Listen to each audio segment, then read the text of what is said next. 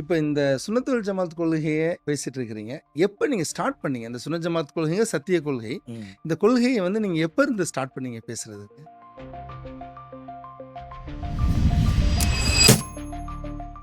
அது மாரி நீங்க சத்திய கொள்கைய நீங்க முன்னெடுக்கும்போது, உங்களுக்கு ஏதாவது அச்சுறுத்தல் மாரி, அந்த மாரி ஏதாவது வந்த அனுபவங்கள் இருக்குதா? ஒரு சமயம் மட்டும்தான் ஒருவரே ஒரு நடு ராத்திரி, ம். அதாவது நைட்டு 1 மணிக்கு மேலாக தொடர்ந்து பல இரவுகள் ஃபோன் அடித்து சரியான வசைபாடுதல் தான். ஆனா இன்னைக்கு நீங்க வந்து அரபி துறையில பாரம்பரியம் நிறைந்த புதுக்கல்லூரியில 2019ஆம் ஆண்டு முனைவர் பட்டம் வாங்கியிருக்கீங்க. பிஹெச்டி முடிச்சிருக்கிறீங்க.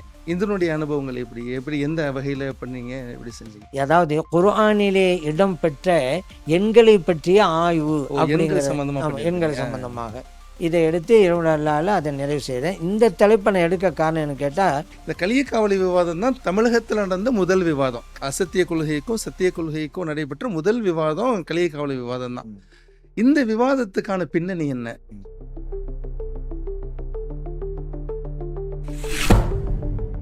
ஏன் விவாதம் நீங்க பண்ணீங்க? அந்த விவாதத்தை வந்து நீங்க தான் முன்னெடுத்து செஞ்சீங்க. அந்த விவாதத்தை ஏன் துவக்குனீங்க?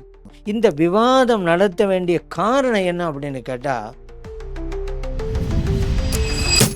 இப்ப உங்களுடைய அடுத்த கட்ட நகர்வா இப்ப தாங்க வந்து அபுத்தலாயில் ஆதாரங்களின் தந்தை அப்படின்னு சொல்லி தான் இப்ப சமீப காலமா அறியப்படுறீங்க. இப்ப இந்த அபுத்தலாயில் அப்படின்ற ஆதாரங்களின் தந்தை அப்படின்ற இந்த பெயர் வந்து உங்களுக்கு எப்படி வந்தது? யார் வச்சாங்க? அந்த ஜமாலியா மதரசால இருந்து உஸ்தாதா நின்றதுக்கான என்ன காரணம்? ஏன் நின்ட்டீங்க?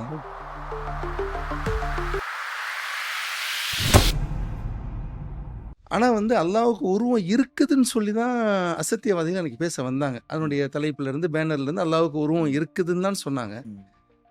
நீங்க வந்து நம்மளுடைய தரப்புல வந்து தாங்க எல்லாரும் முன்னின்று நடத்துனது வந்து அல்லாஹ்வுக்கு உருவம் இல்லைங்கிறத தான் சொன்னீங்க. இது எப்படி இது வந்து இப்போ ஒரு கருத்தியல் ரீதியா மாற்றங்கள் ஓகே. இது அசலே கை வைக்கிற மாதிரியே இருக்குது இது. ஏன்னா ஒரு வரலாறு தவறாக எழுதப்படவிருந்தது. இறைவனோட அருளால் அந்த வரலாற்றையே மாற்றிட்டோம்.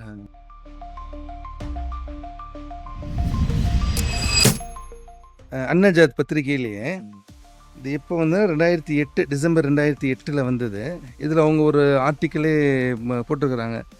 ஷேக் அப்துல்லா ஜமாலிக்கு ஒரு பகிரங்க அறைகூவல் அப்படின்னு போட்டு அதில் வந்திருந்த ஒரு முக்கியமான இது என்ன போட்டிருக்காங்க அப்படின்னா, அதன் விளைவு ஜமாலி இன்று தமிழகத்தையே கலக்கி கொண்டிருக்கிறார்.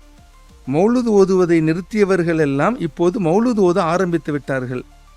தர்கா சடங்குகளை எல்லாம் கைவிட்டவர்கள் இப்போது அச்சடங்குகளை செய்ய ஆரம்பித்து விட்டனர் என்று ஆதங்கத்துடன் சில தேவபந்து கொள்கையுடைய மௌலவிகளில் சிலர் எம்மிடம் வந்து முறையிடும் அளவிற்கு ஜமாலி கொடிகட்டி பறக்கிறார் அப்படின்றது வந்து அந்த அன்னஜாத் பத்திரிகையில இந்த 2008 வந்திருக்கு. வெற்றி தோல்பதி கவலைப்படவே இல்லை. ஆனா இறைவன் வெற்றியை தந்துட்டான். அதுக்கு மிகப்பெரிய அத்தாட்சி இதுதான். ரைட்.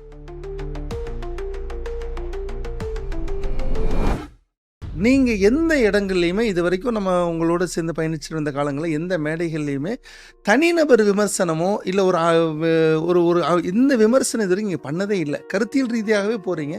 ஏன் தனிநபர் விமர்சனங்கள் அப்படின்னு ஒரு மனுஷங்கிற அடிப்படையில் என்னோட பேசிட்டான் அப்படின்ற ஒரு கோபம் இருக்கத்தானே செய்யும். அந்த தனிநபர் விமர்சனம் இது வரைக்கும் நீங்கள் பண்ணதே கிடையாதுங்களா? இப்போ உங்களுடைய இந்த அக்கீதாவுடைய பயணத்தில் டேர்னிங் பாயிண்ட்னு சொல்லுவாங்க. எல்லாருடைய லைஃப்லையுமே டேர்னிங் பாயிண்ட்னு ஒன்று இருக்கும்.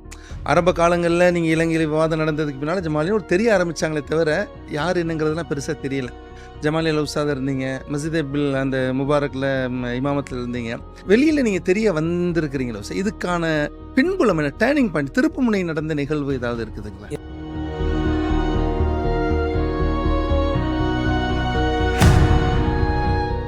இப்போ நீங்கள் இந்த முன்னெடுத்திருக்கிற இந்த பயணங்கிறது சத்திய கொள்கை அசத்திய கொள்கை இவ்வளோதான் கான்செப்ட். இப்போ இதில் ஆனால் உங்களுடைய பேச்சில் இப்போ இந்த கலந்துரையாடலையே வந்து பார்த்தீங்கன்னா பயான் நிகழ்வுலையும் சரி ஒரு மணி நேரம் நீங்கள் பேசுனீங்கன்னா கிட்டத்தட்ட ஒரு 40 நிமிஷம் வந்து வஹாபிகள் அப்படின்ற வார்த்தை யூஸ் பண்ணுறீங்க. இது என்ன? இது சரியா? இது வந்து உங்களுக்கு குறிப்பிட்ட வஹாபுன்ற ஒரு என்ன, எதனால் இவங்களை இந்த டேம் நீங்கள் காயின் பண்ணி இப்படி பேசுகிறீங்க? இப்போ நம்ம வந்து சத்திய கொள்கைன்னு நம்ம வாதிடுறோம், நம்ம சத்திய கொள்கைக்கு பேசுகிறோம், இவ்வளோ தூரம் சத்திய கொள்கைக்காக வேண்டி இவ்வளோ இருக்கும்போது இந்த சுன்னத் ஜமாத்திலே பல அமைப்புகள் இருக்கத்தானே செய்யுது. இப்போ அவங்கள நம்ம கை நீட்டி சொல்ல முடியாது. உங்கள்கிட்ட பல அமைப்புகள் இருக்கும்போது இப்போ சுன்னத் ஜமாத்திலையும் ஹக்கான இந்த கொள்கையில் அமைப்புகள் பிரிஞ்சு தானே இருக்குது. இப்ப இந்த கருத்துக்கள முன் வச்சு இந்த பேசுற காலகட்டங்கள்ல, ஒவ்வொரு பள்ளிவாசல்கள்லயும் ஒரு போர்டு ஒண்ணு வச்சாங்க. இங்க வந்து தொப்பி போட்டு தான் தொழுகணும், விரல் ஆட்டிட்டு தொழுகக்கூடாது, அப்படின்லாம் சொன்னாங்க. இது வந்து இதுவே ஒரு பிரிவினை மாரி தானே. நீங்க எழுத்துத் துறையில வரும்போது, புதிய பயணம்னு சொல்லி ஒரு பத்திரிக்கை ஆரம்பிச்சு. ஏன்னா உங்களுடைய ஸ்பெஷாலிட்டி யூனிக்னெஸ் அப்படின்றது வந்து பார்த்தீங்கன்னா, ஒரு வரலாற்று ரீதியான ஒரு தேதிய தேர்ந்தெடுப்பீங்க.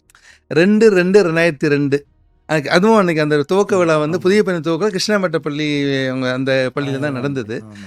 அந்த புதிய பயணம் நீங்க ஸ்டார்ட் பண்ணீங்க. அந்த புதிய பயணம் வந்து புனித பயணமா மாறுச்சு. கொஞ்ச நாள்ல புனித பயணமா மாறுச்சு. இப்ப அந்த பயணம் நின்றுச்சு. இதுக்கான காரணங்கள் என்ன?